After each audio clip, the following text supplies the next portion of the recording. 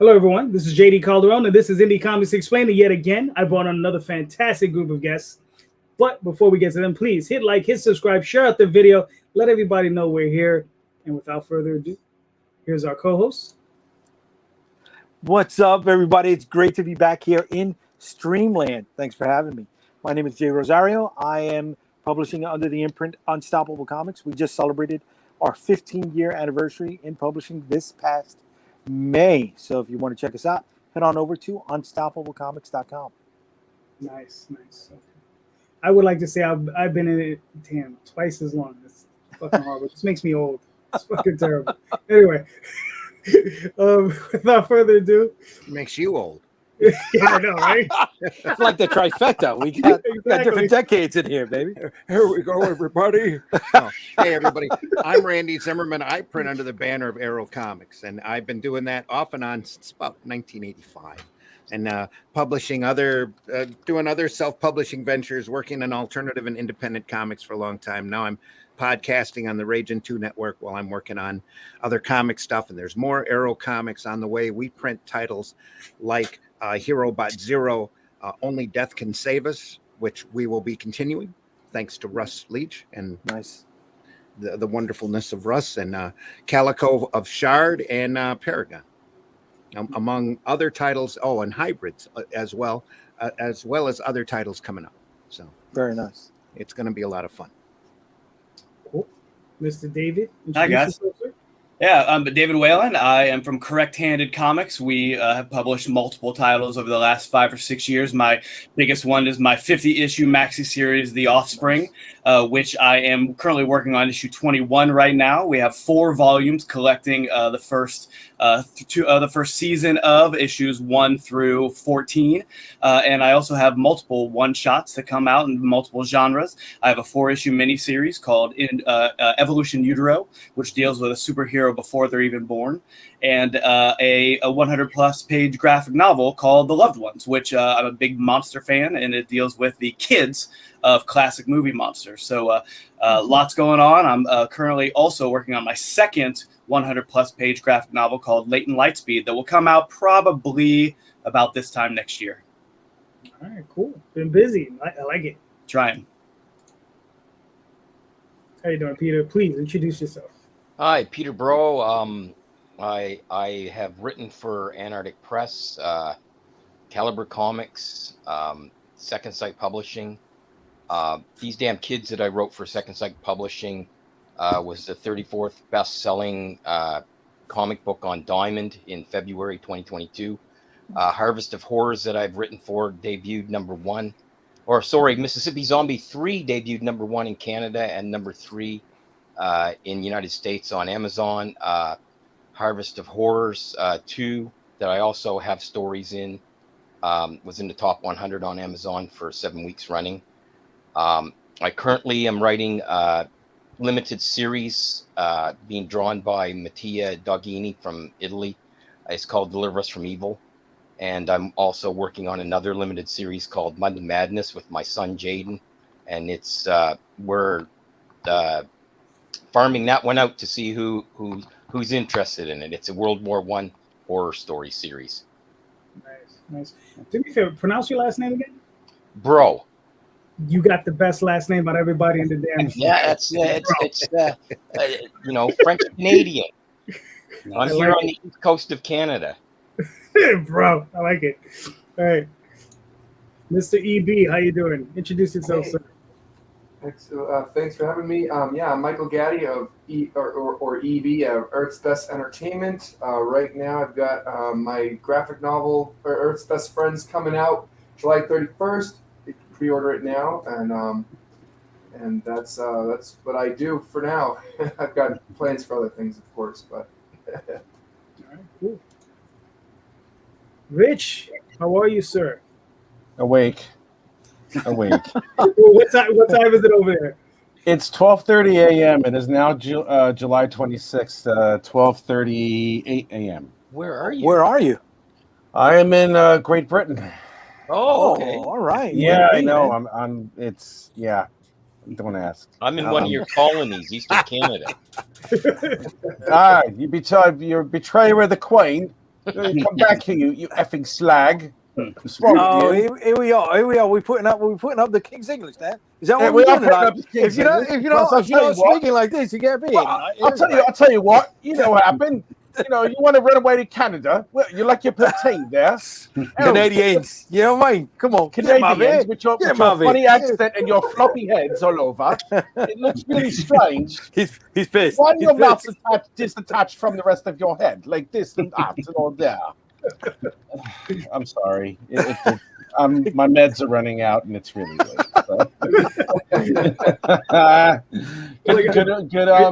Good evening, everyone here. Esteemed panel, how are you today? Introduce yourself, Rich. Let us know who you are. My name is Rich Perotta. I started at Marvel Comics as an anchor in 1994. Worked there for about 10 years on just about every title you could think of.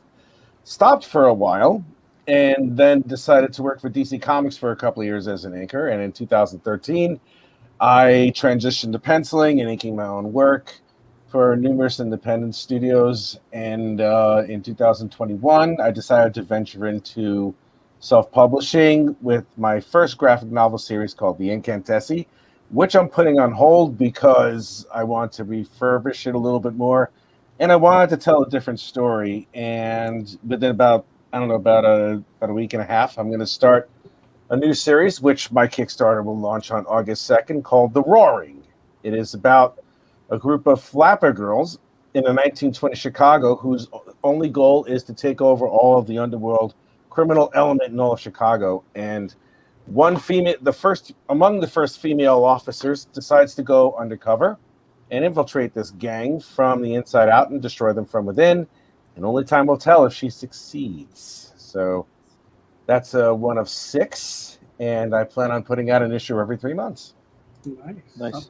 Yeah. And it's only going to be like 22 to 26 pages because the first one I did was like, first issue was 48 pages and the second one was 56. And I'm like, yeah, we're not doing that again.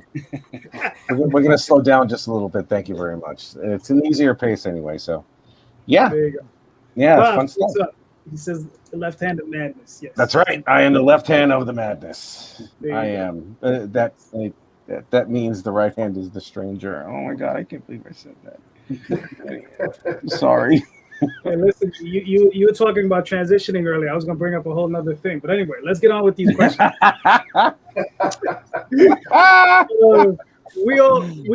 We've all heard of Young Ripper, right? July and his book out there, right? Good. God bless him. Good for him. Yeah, man. Yeah. Yep. So, Making that money, baby. Good. Yeah. So, my question is, what impact, if any, do you see coming from him joining the comic book community? And is there any opportunity there for us to transition, to convert his fans into independent comic book fans, basically our fans? So, Mr. We'll start with Mr. Perotta. Well, for me, I think a lot of stuff that we see, from what I've heard, it's you see, Marvel has restarted and rebooted their universe way too many times over the last 10 years or so. And it's getting to a point where it's almost hard to figure out where there's a jumping point off. And a lot of your hardcore fans of all those classic characters back then are still your hardcore fans now. And, they're around. I mean, the median age of a comic book reader, increases over time. And when you take some of the characters that are, this is just what I've seen and what I've heard. If you take some of the characters and you change them a little bit, like really quick, or you don't do any, or you don't make the change gradual or something, or what's gradual in their eyes, you tend to turn the fans away. And given the vitriol that's online, the constant chatter and the banter and all that stuff. When you take something that could be considered something so near and dear to your heart, you tend to polarize it. And from what I understand, this comic that's made $3 million or whatever it has, I guess it sounds like it's taken away the wokeness or whatever it's supposed to be. I mean, being honest with you, it must be a really good comic. I'd like to think that it is, and to garner such sales. I mean, the guy who put this together hasn't he been on YouTube or something for like a really long time? I barely know that much about him. I think about 15 years. He's a rapper. He's a YouTube there you personality. And the thing is the question is like, do you think we could transition, bring over his fans, convert his fans? Because well, forgive me for my long drawn out answer. I apologize. I think whatever. God, I think whatever. If we try and imitate something, it's going to be known. It's going to be obvious. That if we try and do the formula that he did, it's going to be too obvious, because when I was working in Marvel, when I started at Marvel, it was right after all those guys left for Image. Mm-hmm. And one of the worst things that Marvel did was hire artists that drew like the guys at Image. They actually had the audacity, one issue of Alpha Flight of all things, they had the audacity to ask Herb Trimp, the guy who created the art for Wolverine and Hulk, one of the greatest Hulk artists of all time, they asked him to draw like Rob Liefeld. Mm-hmm. See how well that worked out. So it's like, I think it really is just a matter of putting out a good story that doesn't seem like it's pandering or cliche or obvious. I mean, that's just my thing, because if you imitate something that's really successful and you're not known for doing it, people will see it and they'll go, wow, what the fuck are you trying to do? Pardon my language, but still, it's to me, that's just how I do it. That's all. All right, cool. David, what are your thoughts? Yeah, I agree that I think that, when it comes to that kind of thing, sometimes, and I'm not saying this is going to happen with this, but sometimes it's a bit of a flash in the pan, like using, again, Image as an example. It grew humongous right away, and then it started to kind of dwindle out, and all those stories that we look back from the 90s from DC and Marvel who were kind of trying to imitate them, we kind of laugh at them now. So I think, I'm with Rich that as long as we as creators are sincere with our storytelling, that and we keep moving forward with whatever story we're trying to tell, I think that fans who go in and get, like I said, $3 million or whatever it was, for however much he earned, those fans will start to notice other indie comics also. Hopefully, that's the hope. Right. Mm-hmm. And if they don't, then we just keep moving forward and keep getting that one fan at a time kind of mentality that I have anyway as a creator. One fan at a time, win one fan at a time. And hopefully if one every once in a while you can get 2 or 3 fans in one day, then you're doing a great job. So I would say that the biggest thing that I take from something like that is to not try to follow the leader in that situation, and just try to keep doing what I'm doing, and hopefully people will come. If you create it, they will come, and I think that's for me anyway, the secret to long-term success. I agree. It's you can't imitate something that hits a mark. I mean, the worst thing anybody could have tried to have done again was the Herb Trimp at Rob Liefeld thing. It's like, How do you take someone who's classic like that and then try and make them draw with all that endless cross-hatching? I saw the issue as it was being put together. It was horrible. Mm-hmm. I was like, you have got to be kidding. It's the worst thing you can do is imitate something that's already there. Mm-hmm. But kudos to Trump, the consummate professional, for giving it. Oh, yeah. Well, of course. That running try, Mm-hmm. Was he even doing that much work at that time, though? I mean, he was probably really looking for work. Yeah. You see, that's the thing. They asked him. It's like, hey, we'll put you on if you can draw like this, and it's like you're talking decades of something that he's done his entire life, and then asked to draw like someone who couldn't draw to save his life. But I would hope it didn't come to that. But you're probably right. Yeah. I wouldn't be surprised. I hate saying it, but I wouldn't be surprised. Yeah. Peter, what are your thoughts on it? I'm not really aware of what the backstory is on this. All right. Well, there's a guy named Young Ripper July, or I forgot his first name. Eric July. Mm-hmm. So he made his own platform on his own website, put up a comic book, and he's raised $3 million. I think he's up to what 30. I think he's close up to what, close to 40,000. Well, good for him. Backers? Like, is the comic book any good, or is he just selling it on his name? It's probably at this point it's selling on his name because that's what it is. It's his name that's selling. Didn't they do that It with sounds that Berserker, whatever it's called? Like, well, yeah, that's the Keanu Reeves. and, like, I don't know. I haven't read it. It's probably pretty good, but you know. Well, Matt Kent's a good writer, so. So do you think that what you're thinking is because this guy did this and it's an independent comic that it might drive more people to look at independent comic books? Correct. Probably. You know, like there was a big, like with the indie music, right? You know, like a lot of people didn't really listen to indie music at one time, or I didn't actually listen to it until I actually heard some bands and I'm like, oh wow, that's pretty good, right? And then I realized there's a whole area of music that I wasn't even aware of, and anything I think that some notice for independent comics, I don't think can be a bad thing. You know, I agree with everybody else, like, you know, do your own thing and try to be true to yourself when you're writing something. Try not to, you know, do it just because you want to get, you know, likes and you want sales, right? You know, like, because I think people can see through that. You know, I think that, you know, most people can see that you're trying too hard to check all the boxes and trying too hard to, you know, to make everybody happy, right? And I guess, you know, if you try to please everybody, it just doesn't work. When I write something, I try to write what I want to write and what I would like to read. I really don't concern myself too much about you know, who's going to read it. I'm glad people do, and I'm really happy that, you know, that you know, some of the stuff I've written has sold well.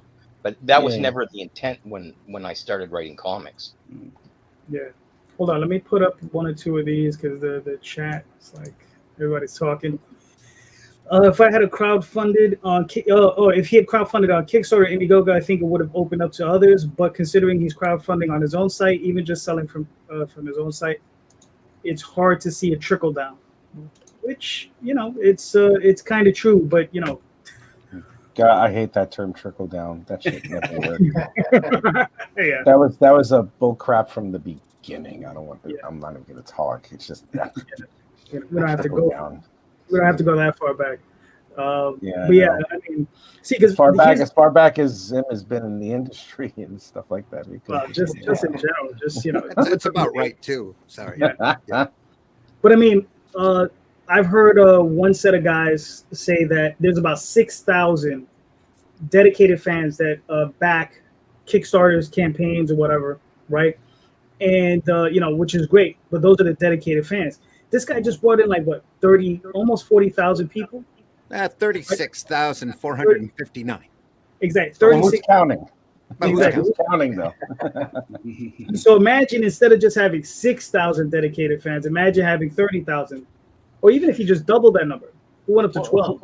Who said that he's been around for 15 years? Was that you, JD?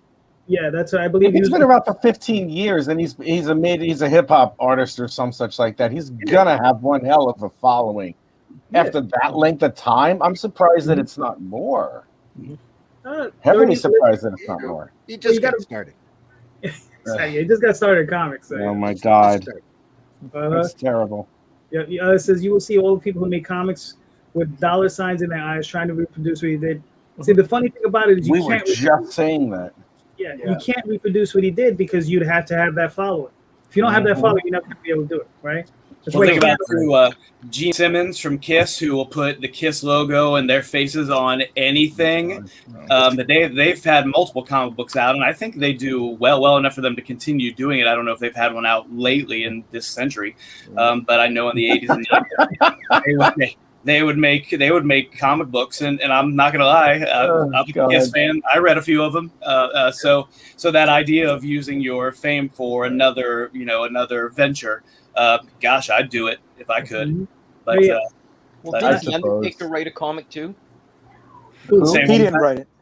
He didn't Gene? write Oh it? no, I'm sure Gene. I'm just sure he put his endorsed name it. on it, but No, I mean the Undertaker from WWE. oh yeah, oh no, yeah, he Did he didn't write write one? it. They had no. He had a book. Kevin Nash had a book outside of the whole Boom thing years ago. You're talking about the 90s, Yeah. right? Yeah. Yeah. Yeah, What no, about he didn't write it the at all. Warrior comic? Remember that? Last century. Yeah, Warrior tried to get people to write it, but I think it only went 2 issues on that one. yeah. Yeah, I love that one. I remember it came out. It had a 35,000 book print run, ran out, and mysteriously more books appeared. Yeah. Just out of nowhere. Wow, Yeah. that's terrifying. If you see I don't know, man. take and apply it. Don't sit there with your mouths, hands open. It says, do your work and be your own success story. Mhm. That's inspirational. Yeah. That is very inspirational. You know, and Yeah, going get it. back to, I'm sorry, but going back to Kiss for a second, if Gene Simmons wrote a comic book, all right, this is the same guy who wrote Lick It Up. So I mean, it's I don't think, not- like I said, I don't think he wrote them. I think he just put he licensed out the Kiss name. So, I can't. which he'd license out for anything. They put Kiss on the side of lunchboxes, cars. I mean, probably water buffalo. If they could fit a Kiss logo on the side of a water buffalo, they'd do it. They were offering a Kiss coffin last time I knew. Yeah. I think they even bring it back to WWE. They had a Kiss wrestler, or maybe it was WCW. No, WCW. WCW. They had a Yeah, Kiss WCW. wrestler, and that lasted for about 3 God. episodes under. Yeah. Until the But you license know, ran out. you know what made more money don't laugh when than I say Kiss, this. though, What's- right? Well, yeah. You I know, what made more money for Gene Simmons than the Kiss logo was the What? fucking dollar sign with the circle around it. You heard about that story? Mm. So Parker Brothers tried to lowball them for the Kiss monopoly, and he wasn't having it. And somehow Gene Simmons found out that the dollar sign with the circle around it, as in a money bag, had never been trademarked. So he was able to trademark it, screw Parker Brothers over, and they ended up fucking owing him all this dough for all those years of using it. Wow. That's incredible. Yeah. Smart dudes, man. Smart dudes. Smart motherfucker. And he was a comic book fan from the Lower East Side, Yes. big time. He grew up on books. So it's a natural that was going to be one of his, foundational elements to generate revenue outside of music. Heck yeah. That's All right, incredible. Michael, how are you feeling about it? So with Rippaverse, I want to say start off what I'm going to say with he did an amazing job doing what he did, and he deserves all that success, right? He's a pretty smart guy, obviously, but because I'm a total nerd, I crunched numbers. This is back when he only made 2.5 million as opposed to 3, and he had 28,000 backers. I think it was something. When I crunched the numbers, I kind of found, this is all estimates, of course, nothing's etched in stone until he actually releases how many comics he's actually sold. But on average, people spent about $89, if you do the math. And his book only cost $35. So whatever million he's making or he's been making is 52% merchandise and 48% comics is pretty much what I came to. Okay. Estimates, of course, but yeah. So it definitely, this is a case of definitely a very loyal fan base that are willing to just throw their money at him. Yeah. So as far as could we potentially get these people to come to us? Maybe, but when people are that loyal to one guy like that, throwing $90 at a guy for stuff that they've never really seen physically, right? It pretty much means that they're probably only loyal to that guy, and they probably really won't give the rest of us the time of day. I mean, I could be wrong about that, but that seems to be how it goes with loyal fan bases like that. You have your loyal Marvel fan bases, and they won't. The guys that are super Marvel will never really give DC the time of day. Same goes for DC with Marvel, etc. So I think that's more of this case. But as far as indies as a whole, it does. If he gets enough media attention and stuff, it could put some spotlight on the idea of, look to comics that are not the main two, and you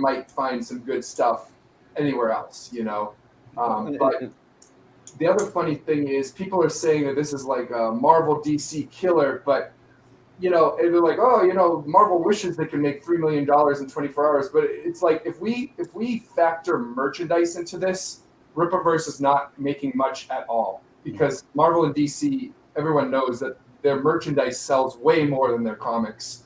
So I mean, they're $3 million. They could probably make that in 2 hours with merchandise. We factor in merchandise. Comics alone, yeah, they don't make that, but merchandise, that's a whole other story, But if you really want to talk his numbers compared to mainstream, technically Marvel DC wouldn't even be mainstream as far as comics go, because right now the one making all the money in comics is Dog Pilkey and Dogman. He makes $2 million in 24 hours, no problem on that. I mean that book sells 10 million copies, not $10 million, but 10 million copies. Yes, Well, because that's also because he's going through Scholastic, and right. book sales is a hell of a bigger push Yeah, than individual is. comic books are. I mean, Yeah, they have a minimum of 5,000 copies that they have to sell. Exactly. It's they're that's a given. So they're also going to schools. They're going to libraries. Yeah. Libraries make big orders, sometimes bigger orders than the mom and pop comic shops, man. Absolutely. well, that's that's something where to he's think making about money. for a lot of indie books. Of course. That's I some mean, of of the course. because you can make them trade paperbacks, and a lot of comics. From some of the comics that I've seen lately, they're geared to a young adult audience.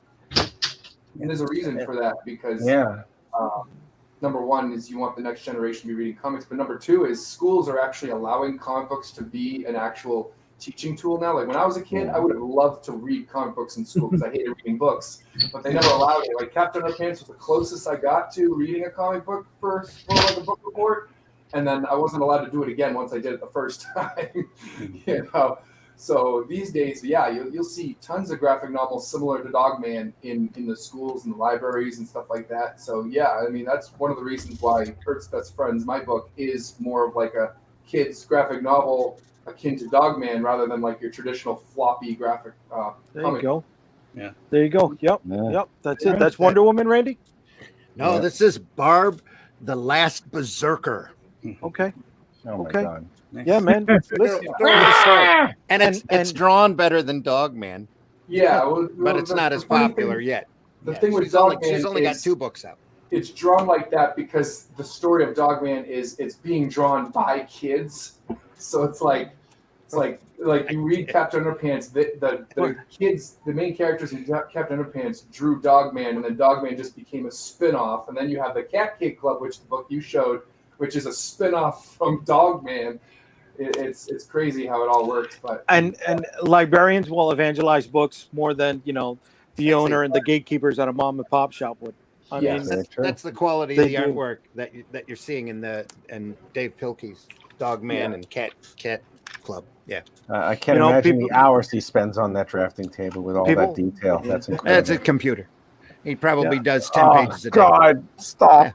He probably has like six or seven assistants to help. yeah. I don't even think he's that big. He's probably got 2 at most. Yeah. Okay, but you know what? He's He's pounding. drawn how many with his style on a computer? How many templates does he already have? Where Yes. Right. pretty much at this point it's drag and drop for at least. Yeah. And he 50% probably of the hires them book. from the Philippines or something, pays them pennies on the dollar. But- No, I mean- Marvel has that locked down. Yes. Marvel has that locked down. That's true. Marvel and DC, they got that locked down. Let's not for that guy. That guy makes money. He can hire Americans. What do you mean? What do you mean Marvel and DC, or do you mean Glass House Studios? I'm sorry. wow. No? Shots No. fired. we all do the con circuit. We all know what goes on there. Oh my Glass God! House is Argentina, isn't it? No. Brazil, Central America. No. A little bit of Philippines, right? The Philippines. Lada. A lot of Philippines. Lada. Oh my God! But yes, some Central America and South America, yes, but mostly Philippines. Randy, go ahead, because I'm itching. I'm chomping to get at this. I'm chomping to get You at want this to go answer. first? Because I can wait. All right, so this whole Rippaverse thing, there's a lot to unpack, right? The very first thing is the foundation of crowdfunding. And that is, you need to have the crowd to get your stuff funded, right? So whatever he did in social media, he built that shit up. kudos for him. Find another way to translate that and build another revenue stream for himself to this. Mike, you were talking about, he had about 40,000 backers. Yes, they put in 89 units. I mean, $89, whatever the average is. Okay, but you can pretty much, rough estimate that 39,000 units are going to be sold for an independent book. That's 39 individual units. That's a hell of a fucking good run, And then we were talking about Scholastic for a second. Everybody talks about Diamond. I don't know if anybody has reverse engineered what C. Spike Trotman has done over there at Iron Circus, but when you check her stuff out, she has more than one different book distributor that she deals with. Same thing. You can even do the same thing with Image, Mad Cave, Boom. Right on their website, they show you a number of different book distributors they deal with. So it's not just Diamond. It's not just Penguin Random House. It's not just Simon and Schuster, right? These guys are finding ways to reach the book market that we don't have the time to, right? To do the research for it. I mean, if we had the time, hell, we've been a hell of a lot more successful than we are right now. But whatchamacallit, they have different ways to reach the book markets, which keeps that revenue flowing for them. Besides crowdfunding, besides Diamond, besides regular comic book shop launches on Wednesdays. And then when it comes again to the Ripper guy, he did this on his own. He did this through PayPal, and I don't know if anybody knows what has happened recently, but PayPal has locked the account. Right? Too much, too fast. Too much, too fast, man. Red flag went right up. 100%. Right? So could this be a hindrance now to people who are looking at independent market things? Would this have been easier for him if he didn't try to build a better mousetrap, which is something I think we have all been guilty of at some point or another in our time publishing books? I know I've been bitten in the ass every time I've tried to build a better mousetrap with publishing and exposure. So it's biting him right now. Could that hurt us? I don't know. And then the other side of the I don't know is it is showing the greater world at large there is something other than just Marvel and DC, right? It is showing that whether it is, $89 pledges for other merchandise, it is showing them that commodities could be built from independent products such as ours. And the more eyes on us, the better, right? The better chances we have to succeed. To step aside for a second, I know we all talk about Kirkman with Walking Dead and stuff like that, but I don't know if anybody remembered when Invincible had hit. Those 6 weeks on Amazon, the Amazon network, his graphic novel sales hit over 100,000 units for a book that hadn't had a new product published, a new issue published in close to 10 years, right? Not that it was a dead product because you had a brand new show, but there was a new content put into that. And at an average of $12.99 per graphic novel, whether it's a hard copy, a soft copy, an omnibus or whatever, at an average of $12.99, he made $1.2 million in sales just on that 6-week animated series. Yeah. There are opportunities out there for us. The boys, dynamite with the boys. Boys, man. Fuck yeah. Every time a new season comes out, I'm sure those books spike. Yep. Up in sales. Hell yeah. Just because of the visibility widens up. But then go back a second. The Amazon network has a crowd already viewing it. Once they have that crowd viewing it, once they've sourced those droves and droves of people, hey, you can also buy this if you want more. And they fucking gobbled that shit up. Yep. And you should see that Invincible trade. It is thick.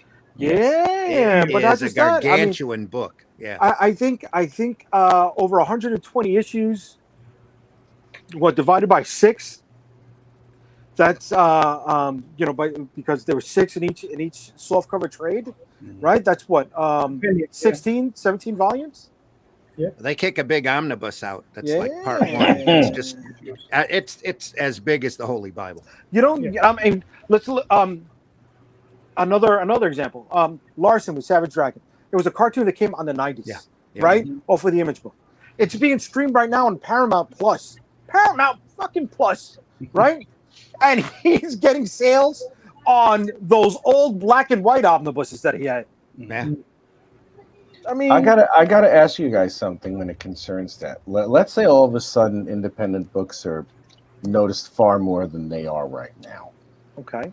Marvel just over at San Diego Comic-Con, they just put out their entire schedule for Phase 5 or whatever it is. There has to be no less than about 20 to 25 different shows all together. 12 in each phase, pretty much. Yeah. 12 in each phase. Yeah. It's like, that's a lot. Mhm. That is a lot to consume. I mean, I'm talking about like the movies or the television shows, whatever content they have. Are we worried about like over glutting the market? I No. mean, do you think we have do you think something like that would hinder our growth or anything along those lines? No. Growth as in growth As in in, dollars like- or growth in people? Well, both. See, the- really. the- Both the if you thing- really think about it. I think something that we as an industry have lost track of is that ever since the direct market started, Yeah. which is back in the 80s, especially after Image, when Diamond went through and started screaming the sky was falling and started signing on all of these exclusives, the industry has been an ever restricting market. It's been eroding down. And the numbers prove it. The sales Of numbers course. on all of the companies are way down.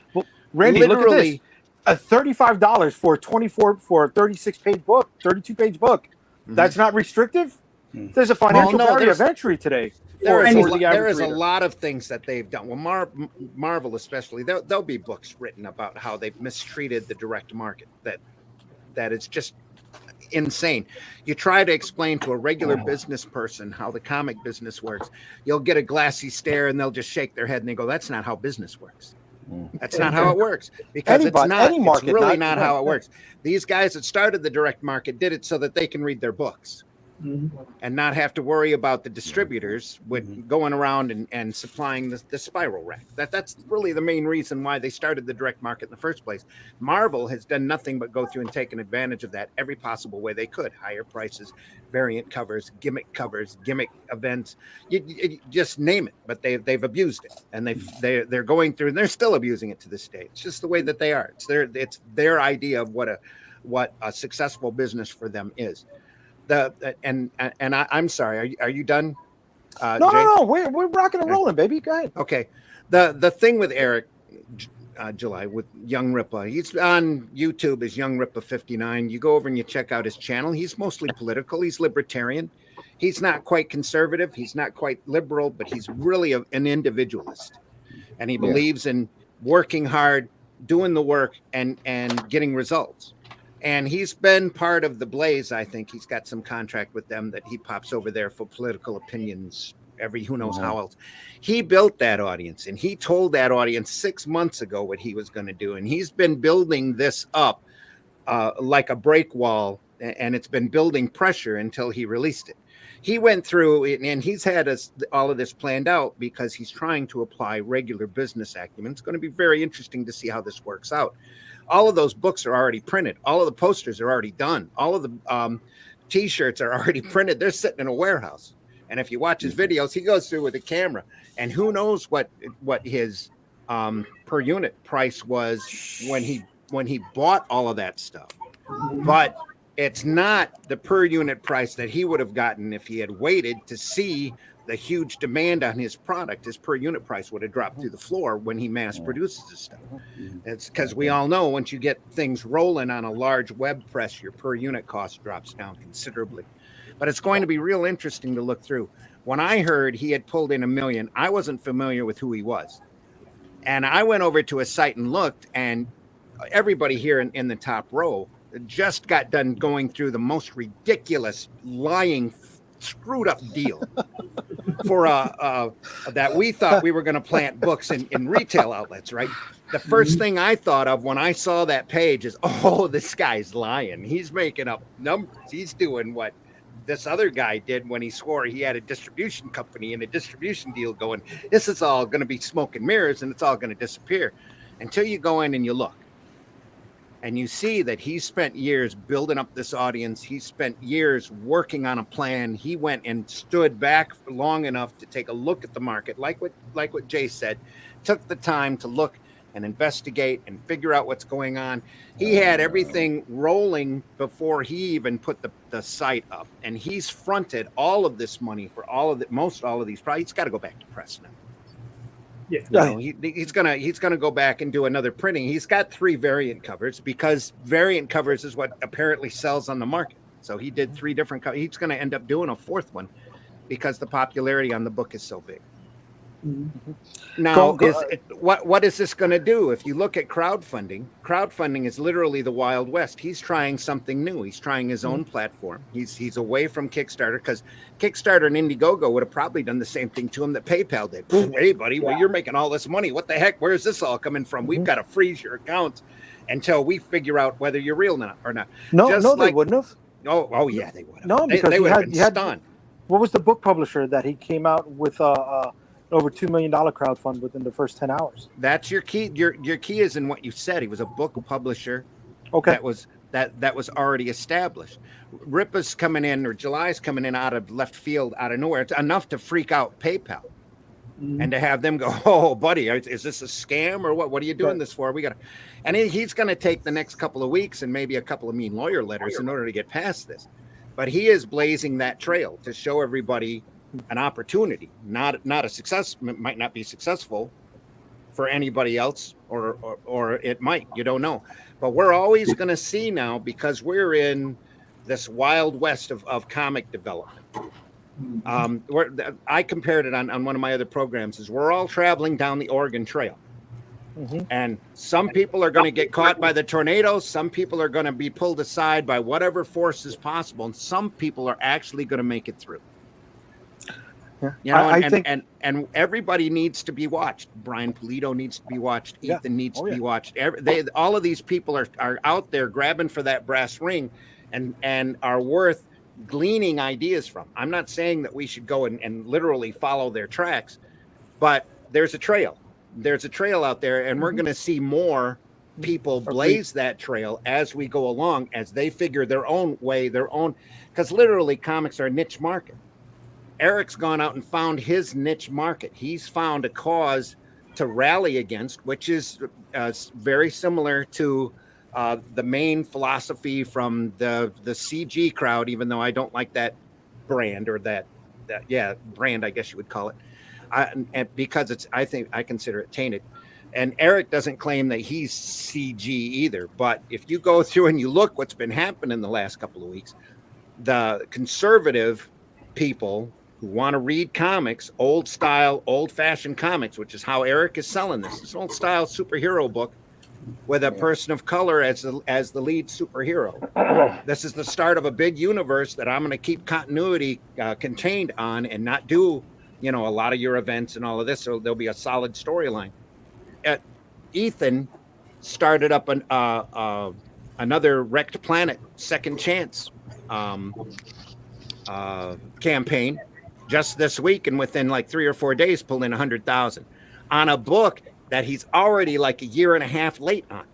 So anybody that was already in the market has already bought that book, or they're disgusted with the lateness on that. And it's a great product, but it takes him forever to get it done. But what I'm saying is there's examples out there. There's things to be learned by what's going on. And the next few weeks, especially when it comes to Ripa's campaign, it's going to be very interesting, because I'm sure PayPal is not going to be the last obstacle he's going to end up facing before that product goes out to the consumer. Distribution, selling, shipping. Everything pops in as happy problems, Yeah. I mean, How does he handle the second one, right? Is the traditional second issue drop off going to apply to him? Right? Is he going to make 3 million? Is he going to make 1.5? It'll be interesting to see. If you go over to the campaign, you'll see that none of the comic pages that he's displaying has got any of the dialogue on it. Right. You don't know, and you don't know what kind of a writer he is. You see, he's got a competent look to the book. It's got a professional polish to it. The book does, but everything, as we all know, everything's going to settle out as to how the writing goes. and what kind of Yeah. a fan base you're going to be able to grow off of that. One hit is great, phenomenal, and there will always be these little phenoms out there. But like you said, the true proof in this is going to be how the second issue sells, how the third issue sells, what kind of a universe he's going to build up after that. And I hope he builds a really good one, because and he sticks. If you go to his site, he's got a intention, like a statement of quality or whatever for the corporation. I hope he holds to it, and he sells a lot of books from that, because to me, that what he proclaims he's going to do is comics. Great, entertaining comics, and that's what I want to read as a fan. That's why I'm here. I want to read great, entertaining comics. I don't care how much anybody makes or anything. It is not easy to put out a continuously great comic over and over and over again in a timely fashion. It takes work. He's had a great trouble with art in general is being able to keep your success up in art is like almost impossible, really. So it is. It's really tough. Are you going to see the little vultures are already circling the campaign, picking it apart, complaining this and complaining that? Let's see what happens. Let's see what happens, and wish him the best, because you hit a great point, Randy. The wider that market widens, the more opportunity there's going to be for all of us, as long as we do a competent, entertaining product. That's the whole key. Look, my only issue with it is that it's $35, it's $10 shipping plus tax, so it's almost $50 for a 96-page book. That's my only issue. Yep. It's just really expensive. $50 for how many pages? 96 pages. It's a 100-page book when you count the cover. Yeah. Right, but I mean, but it's not even hardcover. It's still a soft cover. Yep. If it was a hardcover, I might consider it. But if for a trade, 96 pages, $50. If you wanted it signed, it was 15 more bucks. Yeah. Holy shit. But he shut that down because he sold so many. He said it was going to kill his hand. Yeah. So he stopped offering the autograph tier. So he's got other stuff that he's got that he's prepping now to do. He didn't expect anything to happen like it did. He just knew basic marketing, basic business sense. You build up your audience. You get them anticipating that you're coming, and then when you're there, boom! When you open those floodgates, you get a big flood. And he didn't expect it to be that big. JD, you said the price. Neither point. did PayPal, apparently. So no, you brought up the price point, and for a second I thought of Polito, 48 pages, graphic novel for $25 a pop. But then I remember he already has his stretch goals baked into that. $25 purchase. So the book actually, when you eliminate all that other shit that you've unintentionally bought, you're paying, 10, maybe $15 for that. Yeah. So he's not bad for the price point. Yeah. So I would think it, and he said that he got it printed in the States. He's got multiple copies of the books already on hand in his warehouse. At least that's what he's showing on his camera. But if he paid for that printed in the United States, he might have printed close to a print-on-demand price to get each book in too. I'd imagine. So he might not be making as much per unit as you think he is. Yeah, but he's made so much it doesn't matter at this point. No. It'd be interesting to see what of all that million is profit too, because sales is not profit, it's just sales. So Jay, you're up, bro. What's your question? All right. I got a question, but I wanna preface that with continuing on this for a second. We got to study. We're studying the trails, like Randy said. Let's look at those Substack guys. How many of them are signing up again, right? August is now the end of their grant. How many of them are going to come back? How many of them have produced books from the initial grant last year, right? It's going back to the quality of production. Can they keep up? I don't know. How many of them are already working with other publishers? I heard James T started sniffing around back at DC. He's like, "Oh, hey guys, I think I made a mistake last year. I'm coming back." Really wow. All right. So my question for all of those who do multiple crowdfunding campaigns throughout the course of the year, how do you keep sales going in between those campaigns? What do you do to keep the revenue stream flowing? Nice. I go live and I draw sequential pages. I try and get. I mean, if I was a team of, if I was a team put together, I would go live or generate a podcast once a week for like an hour or two, and bring in people that you work with, or bring in other people outside of, let everybody know that you're part of a larger community as well. And if an artist, like what I do, is a lot of times, not recently, but most of the time I would go live and I would draw sequential pages of my books.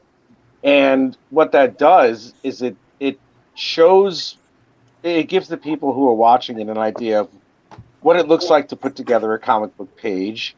I also engage with the audience if they ask questions, or if they give compliments, or they hate it, or whatnot. And it's also a way to promote the book, because it's like, okay, I'm working on this page for this particular book, and this book will be out. Like, if anybody asks, when's this book coming out? Oh, it's going to be such and such on such and such day, and it's going to be through Kickstarter. I'll provide a link in about a week or two.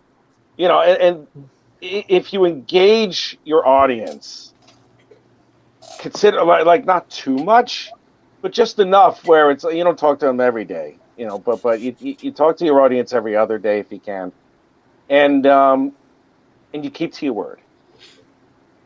That's it. I mean, that's how I do it, and I was able to get 3,500 American on my first campaign and close to 5 on my second one, and I did everything on it. So it's just like, as long as you're consistent or semi-consistent, then you should be okay. It helps you tremendously. But in between that first and that second one, that is my question. What did you do, like, with the overstock that you had? Were you moving digital copies on a different platform? I simply had it available. If anybody wanted to purchase a copy, they could get it through my email, or I went through the Square store where I sold about maybe 20 or 30 copies of my book through there. Like, I would have on the ticker on the bottom of the StreamYard thing, here is my Square store, my address. Here is my email address if you wish to purchase a digital copy and whatnot. Just make sure that it's available. I mean, again, it goes along with the engagement of the audience. You just have something simple as that, and it shouldn't be that big of a deal. I mean, if you're working with a team, it's a lot easier, because then you'll have someone, well, like the writer can handle a lot of the social media posts, the artist can handle the live stream or something, or the colorist or the letterer can share the links and stuff like that. It could be a team effort all around. So I wish it was. Yeah, exactly. I'm sorry. I wish it was, brother. I don't get that type of interaction with everybody. Not that they don't do their part to share the books and stuff like that, but there's not a constant flow of promotional collaboration. At least in my experience. It takes 15 minutes once per day per person. I mean, how many people? I mean, are you a writer? Are you an artist or something, Jay? I can't even call myself a writer. I got ideas that I try to make sense out of, and I give. Jay's an up and coming writer, but he's coming. Thanks. But you're doing it, brother. You're doing it. You're trying hard. Well, it's just simple engagement. Keep your make sure, analyze and figure out what the best times to post on social media and the best times to go live. Yeah. I mean, it's not hard to research that. I have a schedule where I post my stuff on Facebook, Twitter, Instagram, best times for all that stuff, and I managed to garner close to 100 followers, and I've only had this campaign active for a couple of weeks. But it's not easy. It's not, because you got to watch the time, and you got to draw the shit. It's like, what's the time though? Now, frig, and then it's like, okay, attack. You type, and then you go draw again. It's like, okay, a million things at once. Oh my God, my eyes are falling off. After a while, it gets to you. But if you keep to a schedule, and if there's I mean, all you have to do is convince a couple of people that you work with, hey, post this, please, once at this time. You know, it takes less than 2 minutes to do so. True. That's all it really does. Can I come at it from another perspective? I'm kind of in the same boat. Please. The only difference is I'm a one-man band. I do mostly. Yeah, so am I. For most of my books that I've published, but I've never done a Kickstarter. I'm sorry. I've never done a Kickstarter. Okay. The reason that I haven't done one yet is when I first started, I'm like, I just want to get my content out. I just want to get it. And now I'm, like I said, working on issue 21. I've got multiple one-shots, 4-issue miniseries, 100-page graphic novel, a novel that I wrote. So I've got the content. Now it's just, oh man, if I stop making the content to do the Kickstarter, then I won't be able to make the content anymore. So, because it really is a full-time job, just like you were saying, Rich. It's a full-time job to be able to do all those things to keep it going. As someone who doesn't have a support system other than my beautiful wife and lovely children, to be able to help with those in those areas. So, for me, while Kickstarters are amazing, and I'm probably gonna end up doing one in the next year or so, because more eyes on a book is always better than less eyes on a book. But for me, it's getting out the content and like you said, Jay, trying to bring people back. If they get issue 1, I want to make sure they come back for issue 2. I want to make sure they're coming back for issue 20 for the one shots. And the reason that I started doing the one shots, other than the fact that I had all these stories that I wanted to tell that I knew I could tell in 24 pages or so, was that I wanted to make them to be like a bridge for a longer story that I was telling, like The Offspring. I understand as an indie creator that there are a lot of people out there. Well, I'm not going to start an ongoing series with an indie creator. He's never going to get to issue 5. Right. So it was my way of not only telling them that I am going to get to issue 50, come hell or high water, of The Offspring, but it's kind of like a bridge to say, this is my style. This is the kind of stories that I want to tell in any genre. This is the voice that I want to project to people, and hopefully that's the thing that'll continue to bring them to the next issue of The Offspring, to the 4-issue miniseries, to the graphic novel. So, David, let me ask you. Let me follow up then. Sure. So, if you're not doing crowdfunding, how are you generating the bulk of your revenue? Are you doing the con circuit? Are you doing digital stuff? Where are you? All that. Just like what you're saying, I do live. I haven't been able to do live in a while. I'm a elementary art teacher also. Okay. So we're in summer right now, and some are like, I have all the time in the world, but I don't. So trying to get to books in libraries, books in the area that I live in. We were talking earlier, I live in upstate New York. It's a very rural area. Each comic book store that I have near me, quote unquote, is an hour away in all directions. So to be able to continuously give them books. So what I've done is I've tried to give them volumes of each issue that I have. And some of my volumes have the one-shots as backup stories in them. Some of them I have an omnibus that collects issues 1 through 13 with also backup stories in those also. So it's a lot of comic for about $40 to $50, depending on where you get it. And I try to conventions. Here in the area, there are great conventions, Syracuse and Watertown and Utica. There are great conventions that sometimes I get to, sometimes I don't. But when I do, it's always worth it. And really just trying to continue to be active on social media as much as I possibly can. I'm kind of an island in and of myself up here where I live. So being able to branch out into places that I normally wouldn't be able to get to on social media. It has its pros and its cons, of course, but it's definitely the way that I've been able to keep eyes on the multiple books that I have. Are you going to be doing Terrificon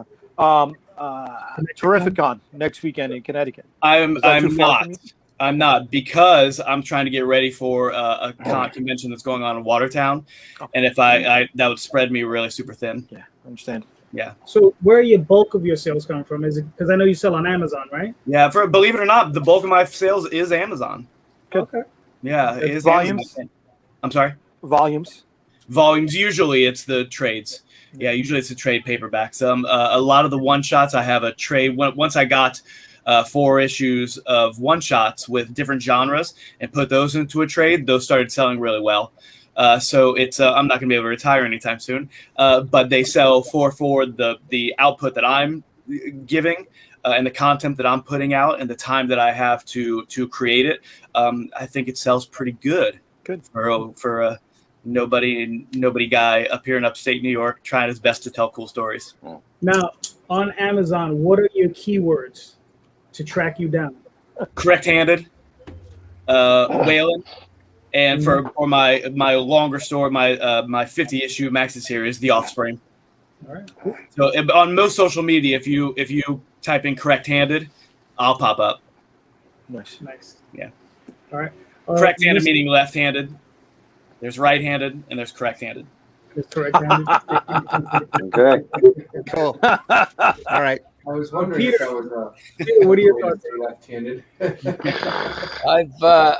I've never done a Kickstarter or Indiegogo. Okay. I had the only experience I have with it is more as like I've supported a lot of them. I did have a story that was in like Ben Dunn did a thing there 2 years ago called Indie Wars, and he used his Ninja High School characters and they crossed over into other universes, and I had a story in that, but he was the one that did the Kickstarter, and the comic, of course, was going to be published through Antarctic Press. So my only concern, supporter of Kickstarters, is I've supported a lot of Kickstarter campaigns and really never ever got anything, right? And when I did, it was like, year and a half later type thing, right? And so it kind of makes me a little leery, but I still like to support. If I see something that looks really cool, yeah. And I got this one from where Rich is from, probably not the same place, but from Great Britain, called Pirates versus Crusaders. It was pretty good. It was very timely, and it came on time, and the price point was excellent. The art was fantastic. I can't say enough about it. But like I said, my only drawback about supporting Kickstarters is, like Rich said, just keep your word. I understand things happen, right? Things do happen, right? You know what I mean? But like if you say it's going to arrive in December 2022, January, February, sure, not December 2025, right? Right. You know what I mean? So, but all right. So then to narrow down my question to you, how do you keep sales going for the books that you've written? Right? Well, How do you know? Do you track your sales numbers with whoever's publishing your stuff? What are you doing? Is it like Rich was saying before? You're part of your team, and you're handling the social media posts while your artist is doing the live stream, or you do something different to keep the sales going of your product. So like the These Damn Kids was published through Second Sight, and like Diamond took care of all of that, and like the other ones were all through Caliber, like Harvest of Horrors and Mississippi Zombie, and their Caliber was the one that and then the other titles were all through Antarctic Press, so they took care of all that stuff. Now the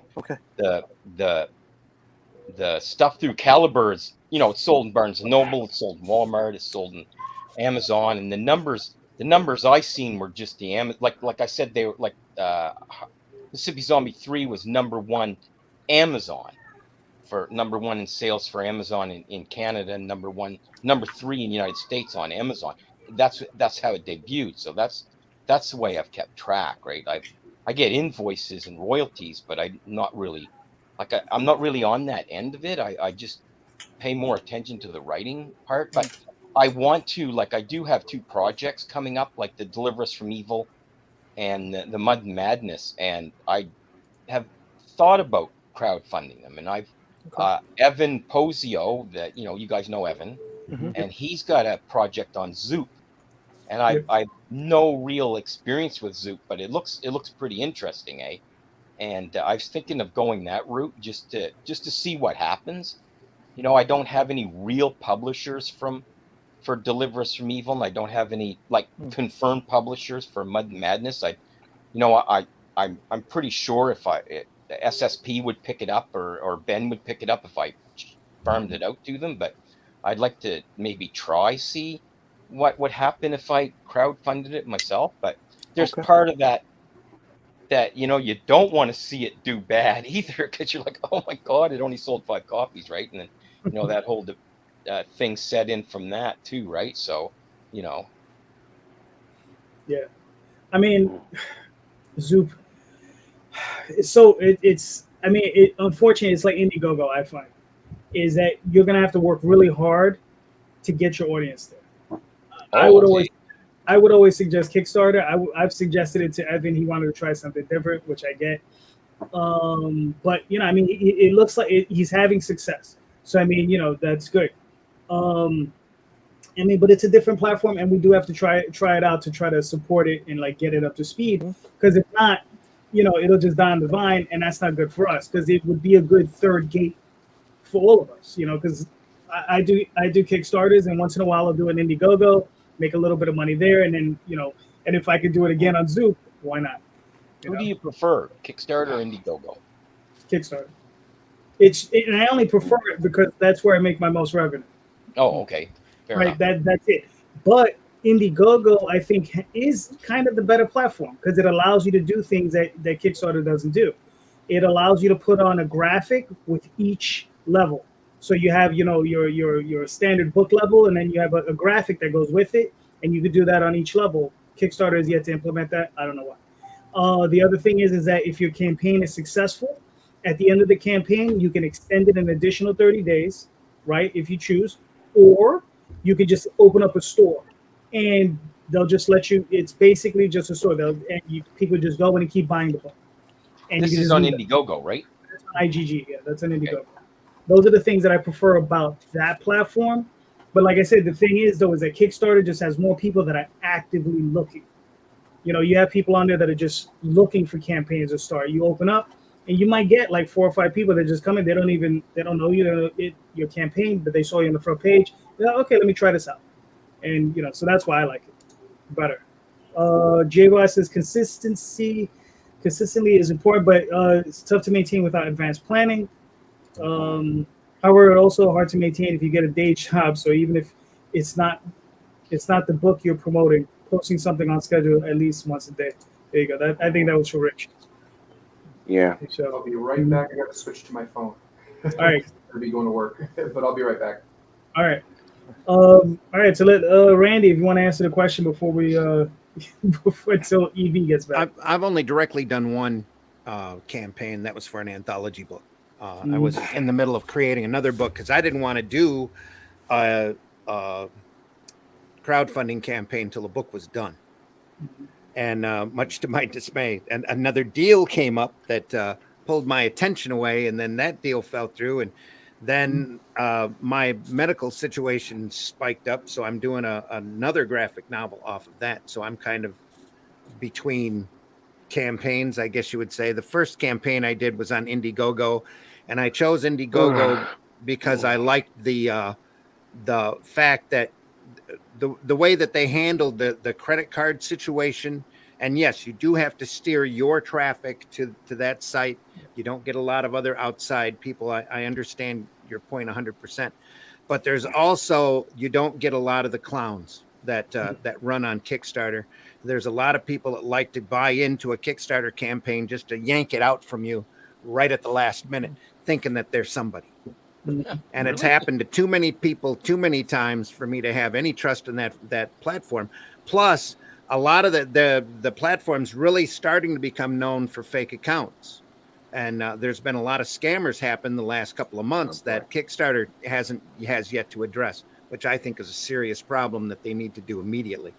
Mm-hmm. But I also think that with Ripaverse, with Zoop, you're going to see a lot of other different platforms that are going to spring up for crowdfunding opportunities that, as we go along, is going to happen. We're in the middle of literally exploring unexplored territory at this point. Anybody who comes in with an interesting marketing plan, anybody who's out there willing to do the work and crank it out and do it is looking like they're becoming successful. So, hey, great time to be in independent comics. Hell yeah. Wherever you go, All right, now Jay, I'll answer your question. No. I don't do shit in between campaigns. I just do a campaign, then I do another campaign, then I do another campaign, then I do another campaign, and that's how I sell my books. I Always rolling, roll. bro. I just finished a campaign a week ago. My books will probably go out to the printer in 2 days, and then after that, I'll get those books, ship them out in about 2 weeks, and about a week after that, there'll be another campaign up. Jesus Christ. Bro, I'm waiting to get my books from the last campaign so I could promote the next campaign coming up. Yeah, I understand what you mean. I was this close to launching an Indiegogo between the two Kickstarters. I was this close. I was going to say, I'll take a break. Maybe the next one. It's just to make a few extra bucks, but that's what's it. And again, it's what they call doing business. Damn right. You're always out there rolling. You're always out there trying to collect money. Right. I understand that. Yeah. And there is one other thing. I just signed a contract with a European publisher that's going to be selling my books off of Europe, just in Europe, and it's physical. Right on. And I just want to see how differently that plays out. That'll be interesting to see. They say the market is hot out there, so who knows? Yeah. It's a big experiment for both of us. So we'll see what happens. And right now, with the way the direct market is, the way that the sequential art following runs, it's a small amount of actual readers out there. They just have to know that we exist. They have to see the product, and then we have to market that product so that they want it and buy it. This market is constricted for so many years that we've gotten used to sales of that even a semi-successful crowdfunding campaign is a big deal. Yeah. And hopefully the more folks are out there crowdfunding, the more different products that get out there, not just superheroes, but in every genre, the wider this market's going to spread. We have a lot of catching up to do when you look at all of the other markets throughout the world that sell sequential art, because there's sequential art books out there in almost every genre, everywhere else but here. Mm-hmm. And we're slowly changing that, but it's going to take a while, and it's going to be a long process, but we're in the middle of it now, thanks to crowdfund.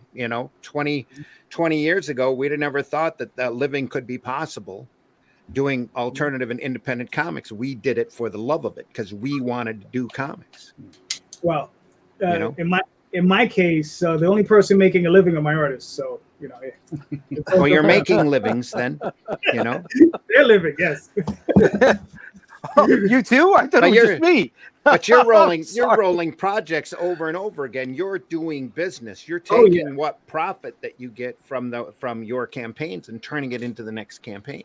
Yep, that's exactly. Yep. Yeah. Mm-hmm. Or at least the one that's going to happen in 2 years from now. There you go. So Jay, answer your own question, bro.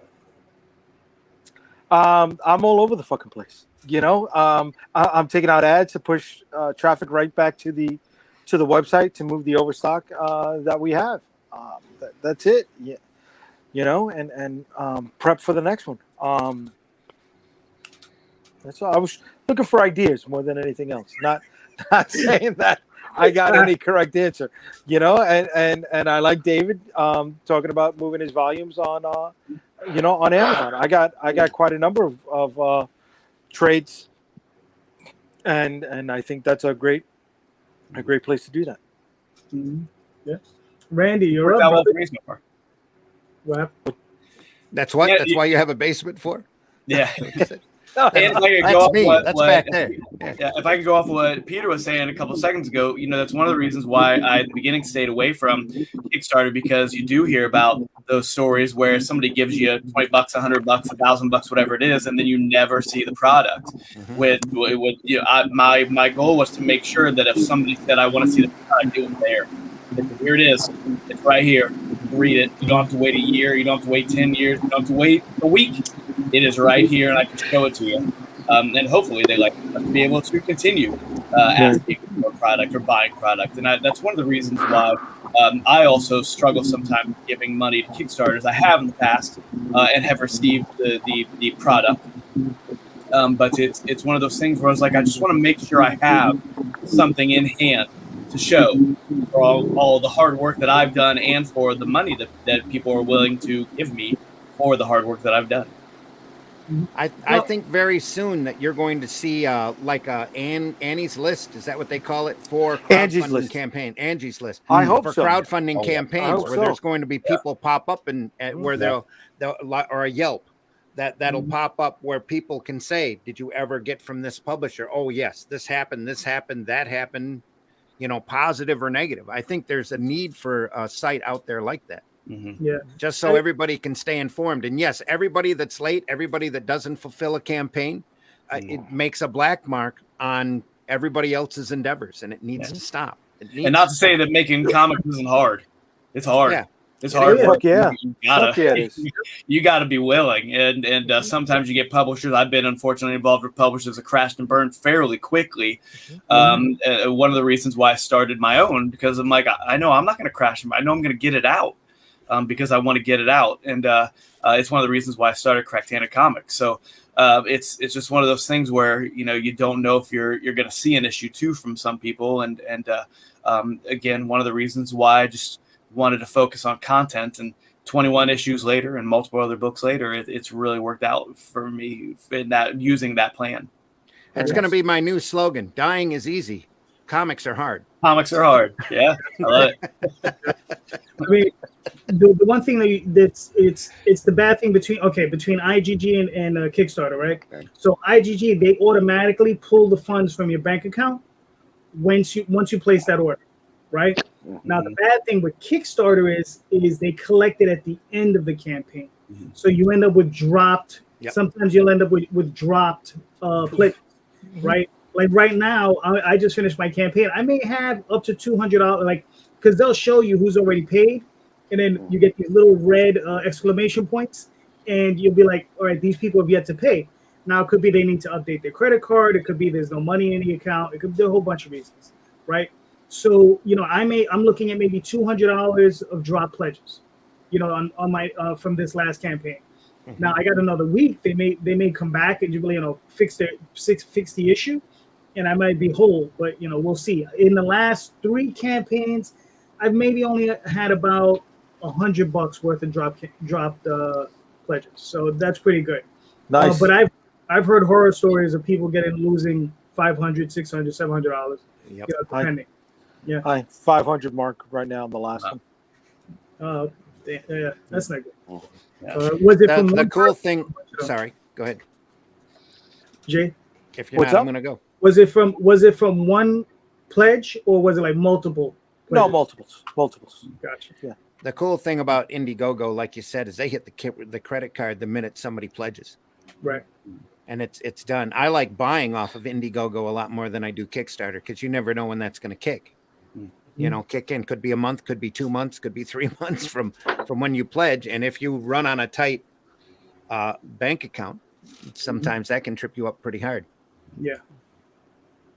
I mean, it is what it is. Randy, It is you got what a it is. question? No. Actually, the only thing I can think of is it's to completely change all the subjects and talk about something light. Okay. Tell me your first comic hangout and what you remember from where you used to go, because everybody has it, that one place that they always went the first time when they discovered where they can buy comics. Nice. David, go ahead. Go for it. Yeah, I'll go for it. So I grew up in a small town in just outside of Dayton, Ohio. And my older brother and I'm the second oldest of 6. I have an older brother, 2 years apart. So we were usually bestest buddies growing up, and we would jump on our bike and we would ride our bikes. It was 5 miles across town to the other side of town, and there was a coin shop where they sold coins, and they sold sports cards, and they sold comic books. But they weren't brand new comic books. It was old Archie and Mighty Mouse, Bugs Bunny cartoons. And were they well read, or were they bagged and boarded? They were well read. They were cool. they had been thoroughly loved. Yeah. And so I would sit. My brother was a big sports guy, But I didn't collect cards or anything. And I saw these. I'm like, let me just sit down and read those. And he had a stack of probably 50 of them. And within the 20 minutes that I was sitting there, I read through half of them and bought 3 or 4 of them because he was yelling at me. Those aren't just to read. You got to buy them too, kid. And they were 10 cents at the time. So from there, I would go and I'd get 2 or 3 of those every time we went down to this coin shop. Then found out that once my brother and I were down the street, went to get some candy from the Circle K down the street, and I walked into a corner of the Circle K that I usually didn't go to, and they're on the bottom shelf, brand new comics, and I was like, "What? Yes, this is what I've been waiting for my entire life." So bought up 2 or 3 of them, and never stopped. So I think for me, that memory of going to just the basic gas station or a convenience store and picking up a couple comics, I think is something that I haven't been everywhere, but I don't think they really do that much anymore. They don't sell them at convenience stores and gas stations anymore, which I think is something that limits the amount of eyes, especially for those kids like me who parents weren't going saying, "Hey, I bought you some comic books." They would never do that. But they didn't mind that I read them. So for me, it's knowing that kids are missing out on that.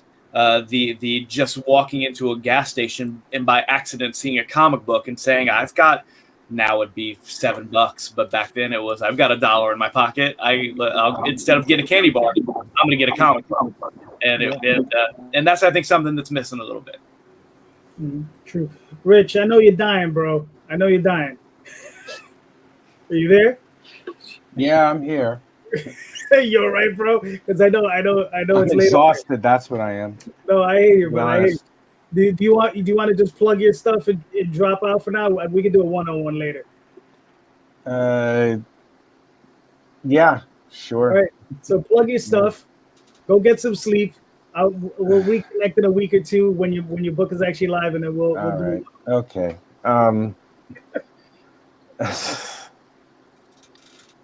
All right. The Roaring is coming out on August 2nd. Watch out for it on Kickstarter. There you go. There you go.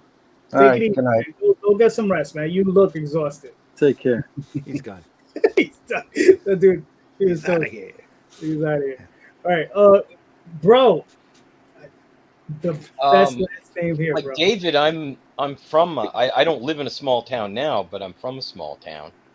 And my twin brother and I, we used to go to Rose's drugstore, and they'd have a rack of comics there. And I remember the first comic I bought was Machine Man #1, Kirby. And the interesting thing about Rose's is that when you bring the comic book up, and I think I paid 35 cents for it, they'd roll it up and tie it with a string.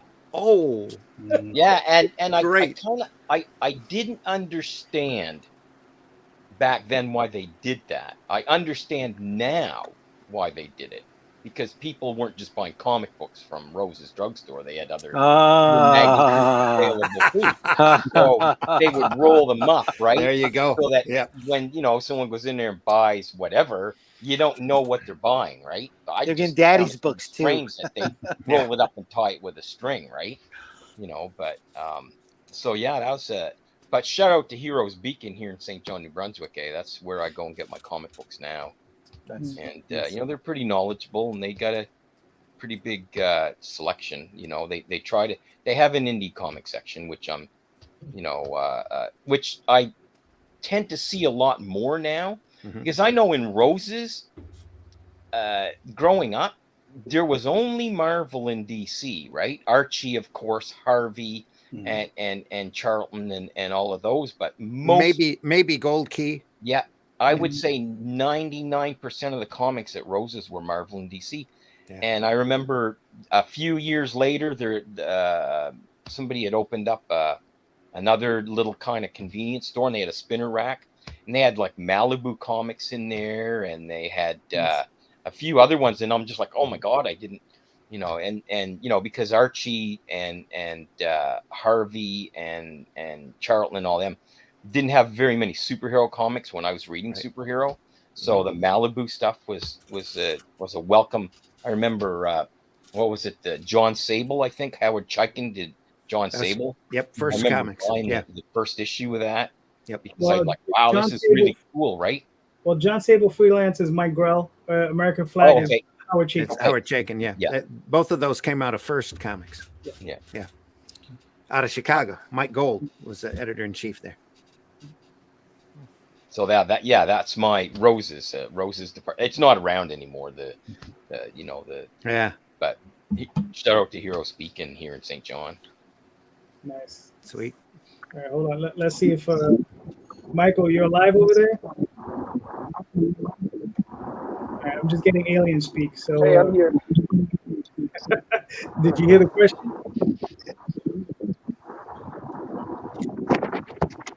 Sorry. There we go. Oh, Yeah. there's an echo.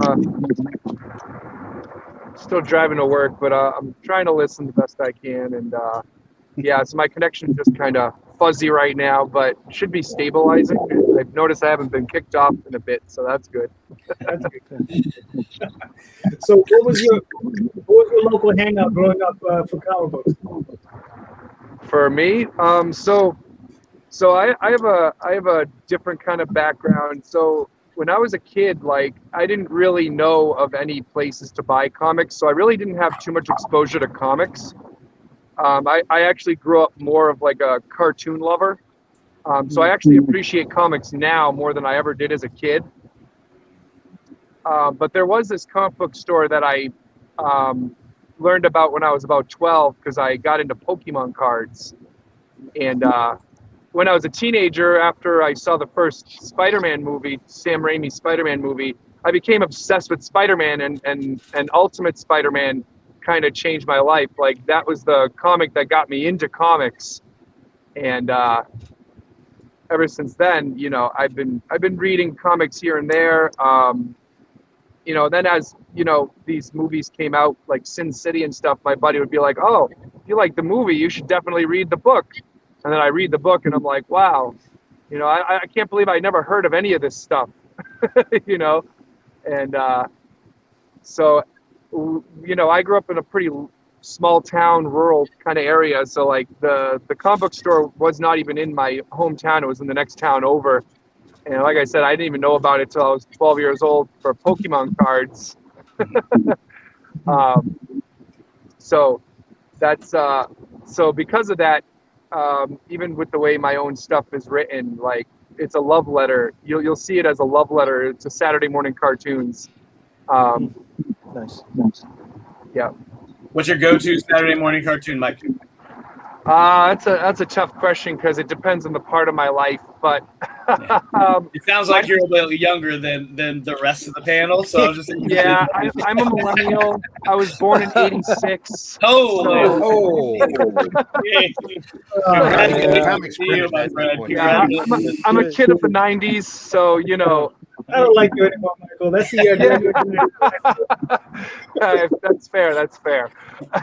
So you're like in like Ren and Stimpy territory. Is that where?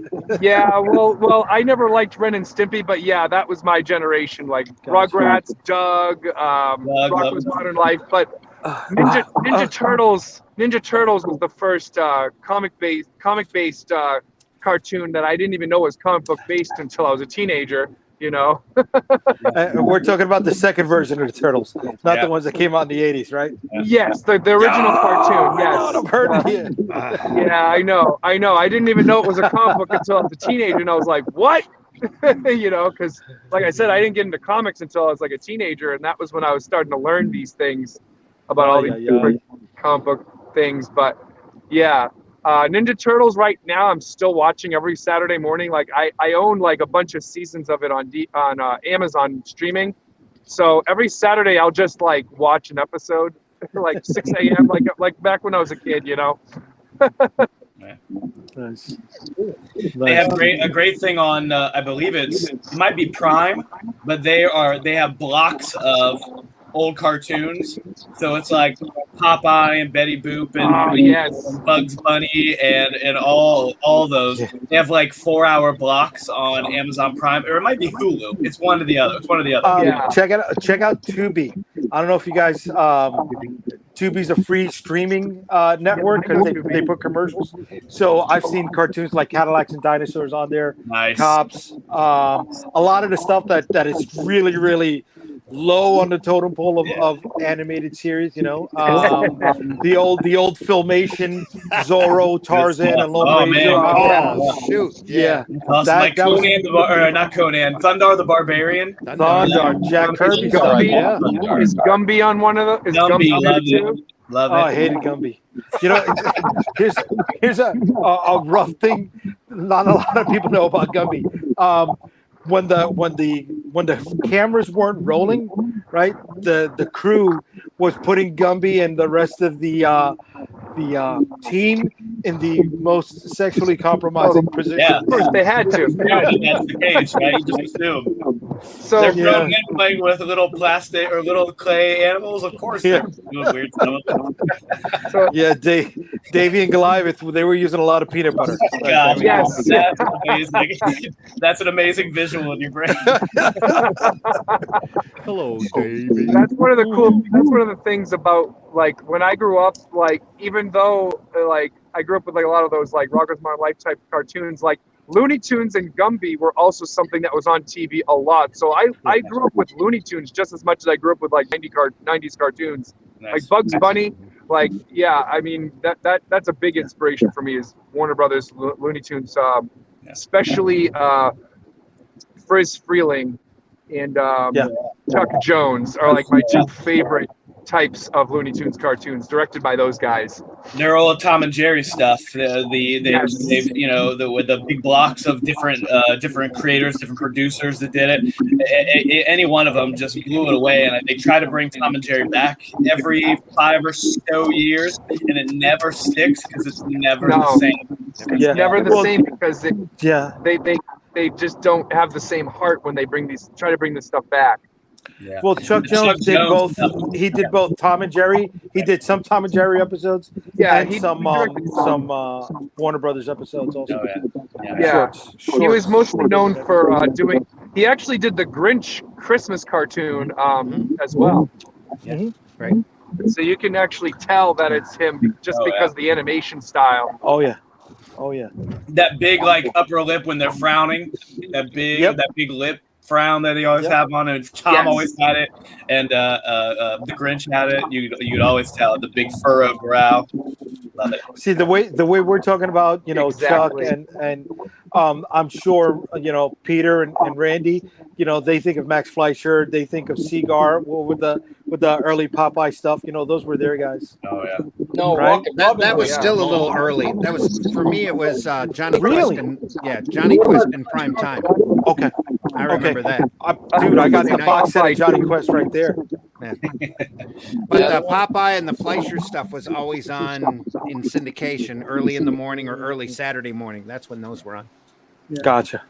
What about My Clutch favorite Cargo? was Rocket Robin. Same thing with Clutch Cargo and Space Angel. Yeah, real early in the morning. I mean, Yeah. do you know if anybody's showing Thundar, the Barbarian? I think it is on Hulu. It wouldn't I surprise me saw if a it was commercial somewhere. for it. Yeah. I saw I a got- commercial for it when I was watching something else. I think it is on Hulu. I got the box set, baby. I don't need nice. to. I don't need to Thundar wait the for none of Barbarian that. was awesome. Oh, I love Thundar the Yeah, Barbarian. man. Yeah, If there's that's a Barbarian, Thundar's cool the guy I'm going to. The cool thing about the Hanna-Barbera stuff is they've done a lot of CDs available on demand. Yeah. So you can get just about any. I've got the Space Ghost and Galaxy, or the Birdman Blue Galaxy Falcon and Trio set, Dynamite. the Herculoids. Great. Blue Falcon, Blue Falcon and the Dynamite, Herculoids. yeah. Oh, amazing. Yeah. Herculoids, yeah, for me. The old Alex Toth superheroes was Yeah. really what I cut my teeth on for Saturday yeah. morning. Yeah. Oh, yeah. JY says, growing up, it was a small hole-in-the-wall bookstore on 37th and 77th Street in Jackson Heights. They bagged them, but very, very narrow store, so I would buy there and read them at the pizza place next door. Nice. Yeah. Nice. There you go. Very cool.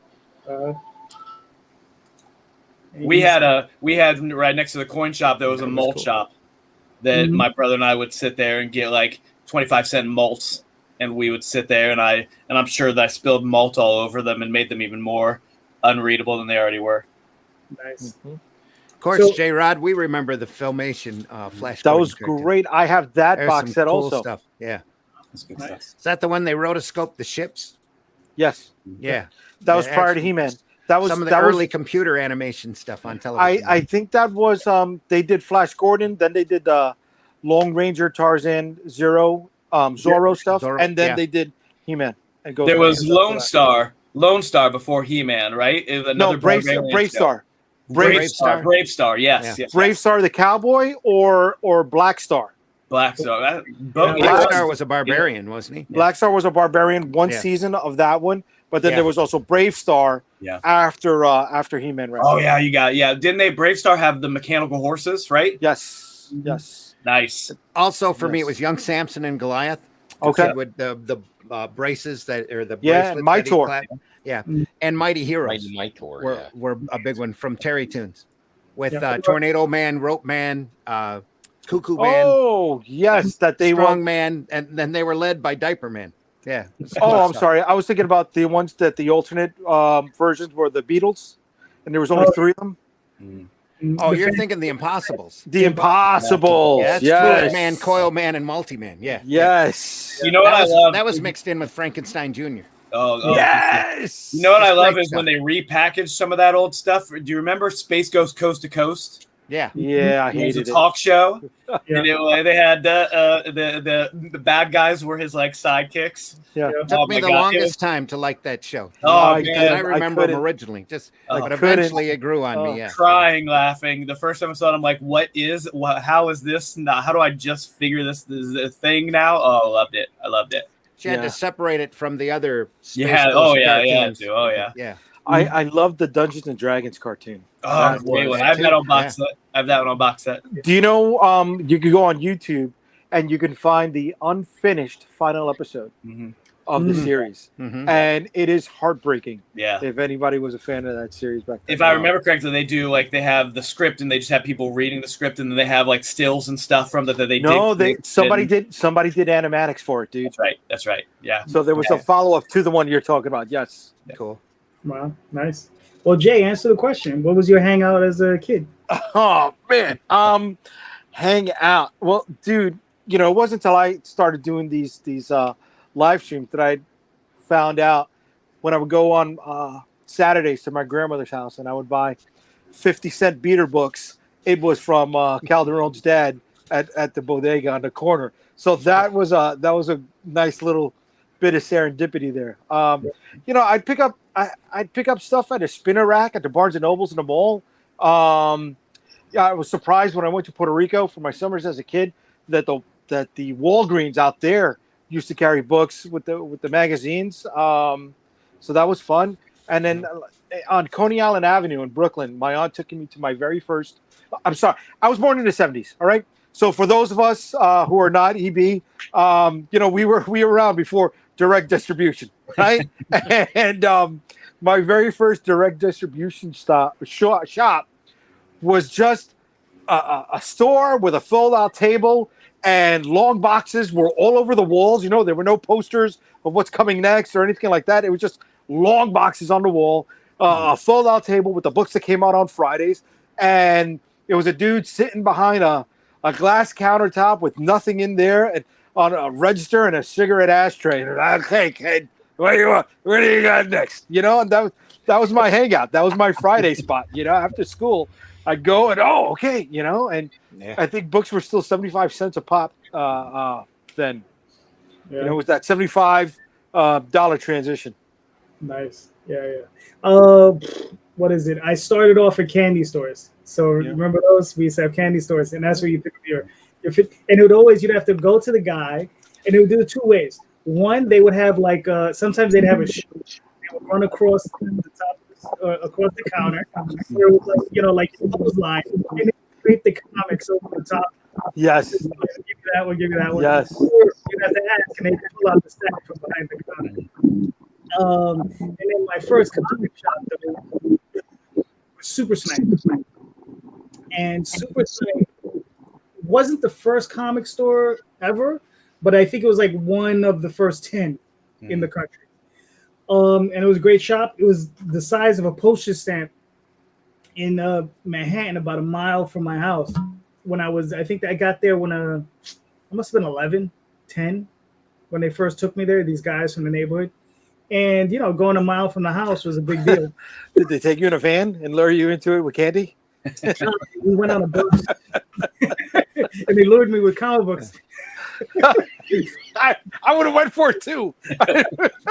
I'm surprised I didn't end up in the back of a milk carton because before direct distribution, I never got books consecutively.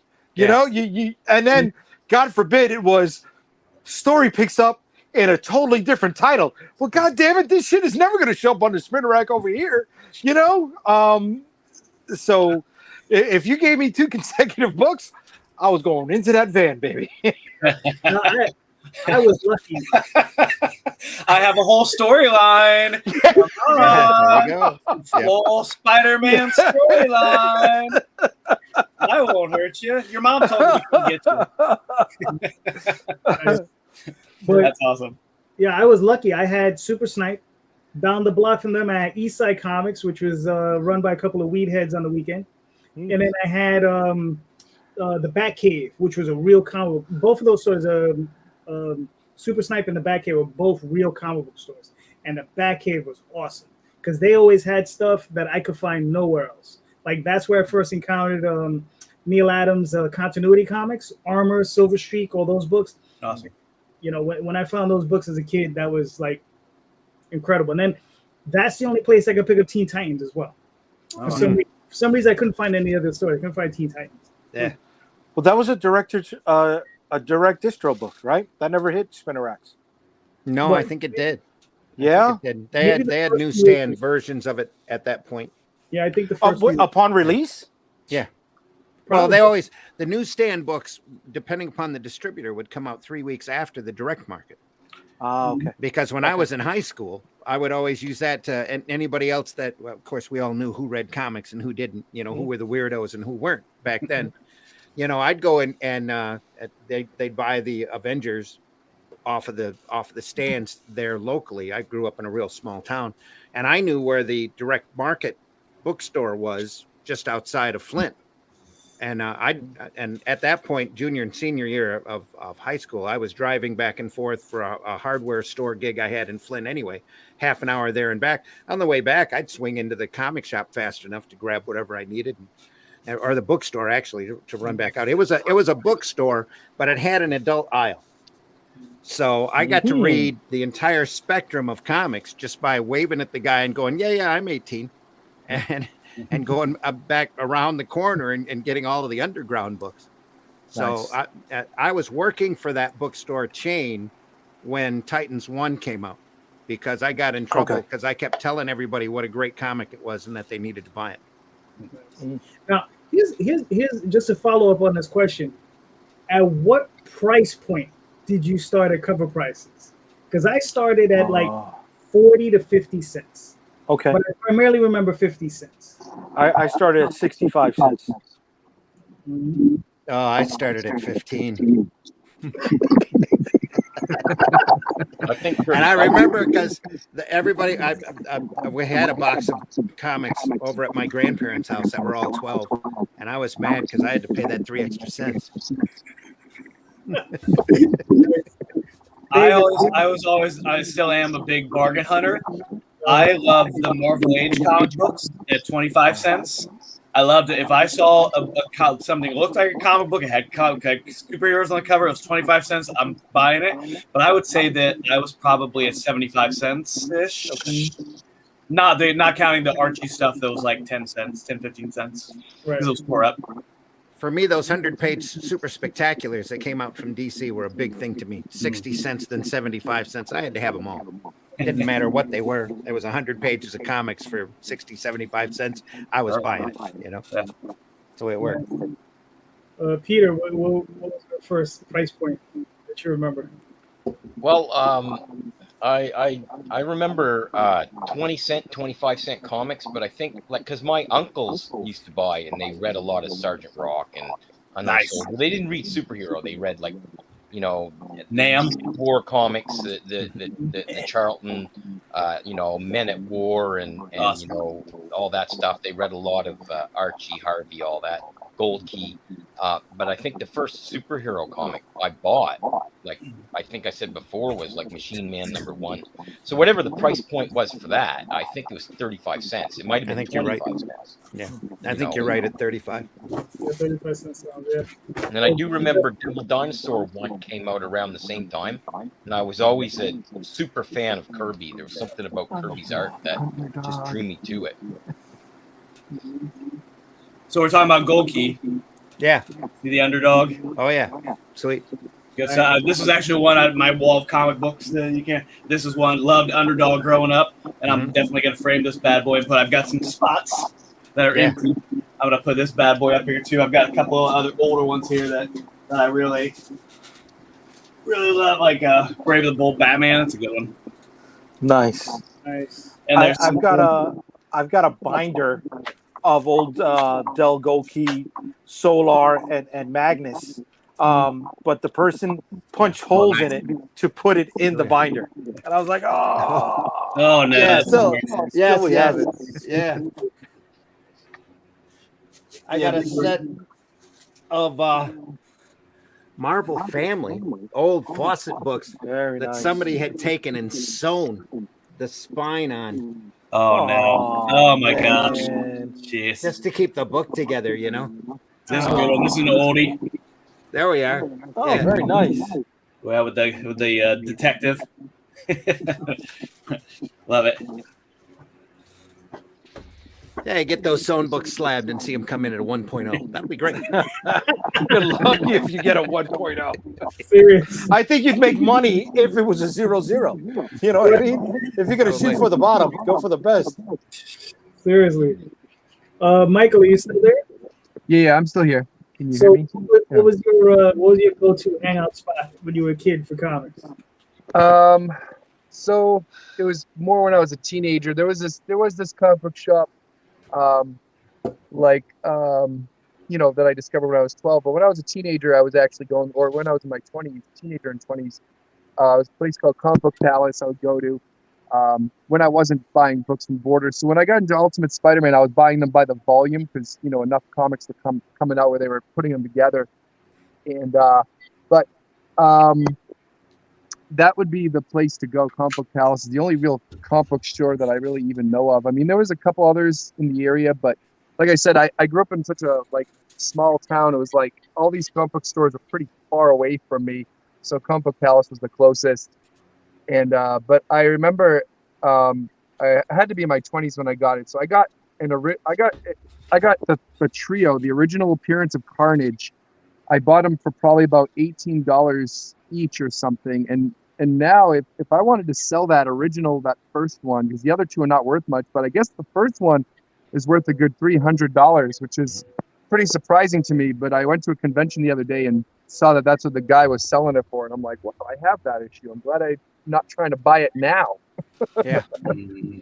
Yeah. My advice to you is sell it and get a trade paperback. Yeah, right. That might be the thing to do.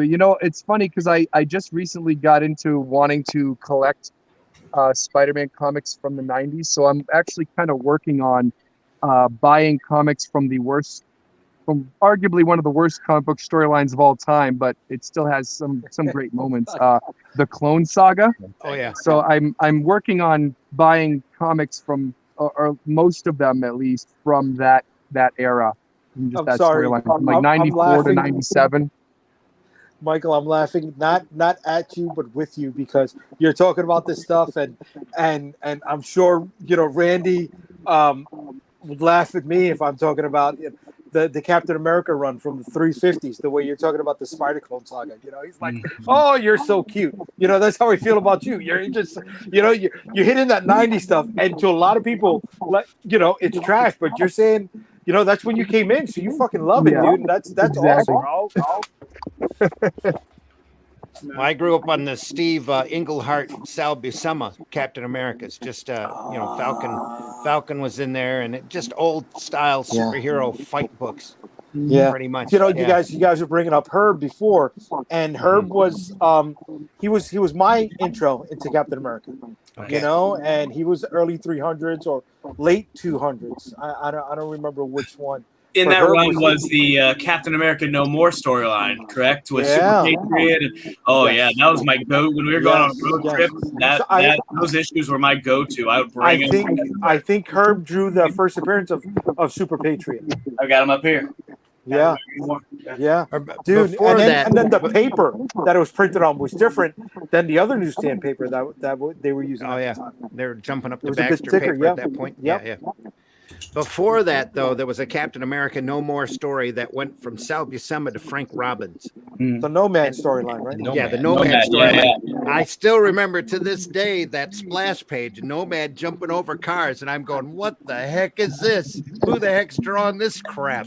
It was a lot of burly chest, if I remember, right? A lot of burly chest. A lot of bent legs with Frank Robbins. He had the person who had the leg that would come out right Oh, beside yeah, him yeah. all the time. Yeah, but it just crazy anatomy, and I hated it when I was a kid, but I love it now. I collect all of that stuff. Try to hunt down all the old human flies and that run of Captain Did America. he do short run he was Invaders on. too? Yes, he did Invaders for like the first 25 or so issues. Yeah. For me, See, it was John Byrne. My John Byrne Captain America is when he fights Baron Blood, and he like. Yeah. But that was a limited run. I think there was only like 5 or 6 issues that he did with Captain America. But that was my introduction to Cap though. I know, He was dude. on I it can't for find those longer anywhere. than 3, wasn't he? No, no. It was about 5 or 6 issues tops. Well, yeah. Hmm. It didn't last. Yeah, long. because there was an editorial problem. Oh, we It get was, Paul. it was something along the lines of oh my god, I was reading up on it recently. If you stayed on a run more than 3 or 6 issues, your money went up because the consistent team led to an increase in sales. Okay. And there was something going on. I think Byrne or whoever was working with Byrne It was spread. No, on the Cap. Claremont wasn't writing Cap. You didn't write Cap. I could have sworn. No, was, no. Somebody um, else was writing Cap with Byrne. Oh, Um, that. And whoever that was had spread themselves too thin, Mhm. so they were not going to meet the deadline. So the editor at the time had proposed a fill-in issue, but that fill-in issue would have broken their streak of consistency, which would have meant more money. So because of that, they ended up cutting that run short. Interesting. And if Well, I- Byrne, I'm not Byrne able went to do from that there very to thin. X-Men then? No. Byrne went from there to Fantastic Four. No. Oh, okay. That was after. Yeah, Yeah. 100%. Yeah. 100%, dude. No. 100%. I'm old, bro. I'm really old. Like it was Iron Fist, then Cap, or somewhere in between there, and Right. then he did X-Men, then Fantastic Four. No, sir. No. He did X-Men, Iron Fist, Cat, Wait, Fantastic Four. X-Men, then Iron Fist? He did Champions for like 2 or 3 issues, and then he got X-Men. No, Iron Fist was like the first thing he did. No. He did that after X-Men, dude. Yeah. No, he didn't. 100%. 100%. You 100%. Hey, 100%. I can almost promise you that was the way it ran. No, that's not. 100%. Yeah, Because Bro, he inherited. I'm a John Byrne Mark. Fuck yeah, dude. He inherited. yeah. He inherited X-Men from Cockrum because Cockrum Yes. couldn't keep the deadlines, and Yes. Champions had closed ended right around that time. He only did like 3 issues of Champions, then he jumped right into X-Men, and then from there, I believe he jumped into Iron Fist. No, And then, first. I'm telling no, sir, dude. you. Yes. No, dude. Hey guys, Iron I want Fist- to thank you because in 20 years, this is the most comic book conversation I've ever been a part of. In 20 Yes. years. There you go. I do not hear conversations like this anymore. All my conversations are, do you want lasagna or hot dogs tonight for dinner? Lasagna, sure, lasagna. And I say, hey, do you remember that Spider-Man run in the 1970s where Spider-Man and my wife's like, shut up, idiot, go do the dishes. Oh, okay, I'll go do the dishes. So thank you very much. That was amazing. Best comic book conversation, only comic book conversation I've had in 20 years. Amazing. That's awesome. Love it. That's That is. great. That's great. I'm still right though, but it's okay. No. You're not right. Yes. I Yes, caught, I know, I caught right? Byrne when he started working for Charlton. Right. Was it yeah. Earth plus one, something like that? Doomsday plus Doomsday plus one. That's right. And did the ROG 3000 backups in the back. That's when I first saw him. And then when he jumped over to Champions, I'm like, yeah, he's working for Marvel now. That's cool. Nice. So I actually owned a page from one of the Champion books that he had done that Bob Layton inked, and I ended up selling it for like 100 times more than I paid for it, because I got both Byrne and Layton to sign it, and both times they looked at the page and they went, "You like this? I'll sign it," and just pass it on.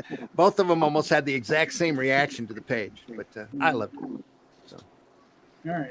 I was sorry I had to sell it for bills, Yeah, sometimes you gotta do it. Sometimes you got it, baby. And now it'd probably be worth 100 times more than what I got for it. So, yeah, crazy. Yeah. Listen, I sold off Thor. I think it was 167 and 168, and that was the Origin of Galactus. I should have never done that. That was terrible. Anyway, gentlemen, we're at the top of the second hour, so I mean, we only answered like 3 questions. It's kind of funny. But at least we got to talk about comics, right? There you go. There you go. All right. So let's start with David. Please let everybody know where they can find you and your work, sir. Yeah, you can find links to all my books that I have on correcthandedcomics.com, on social media, Facebook, Instagram, Twitter, LinkedIn, Correct Handed Comics. And again, links to all the books are throughout my social media platform. I have issue 20 of my 50-issue maxi series, The Offspring, came out just about 3 weeks ago, and issue 21 is coming out at the end of August, fingers crossed. And between graphic novels and 4-issue miniseries and ongoing series and one-shots and a novel in there, if you like westerns, I have a western novel on my website also, correcthandedcomics.com. Give it a shot. There's a whole bunch of stuff. Different genres, something for everybody. All right, cool. Nice. The Breau. I'm just on Facebook. You can find my profile on Facebook. If you want to see, just follow me and see what's coming up next. Most of my comic books, like a lot of the stuff, is available on Amazon and Comixology.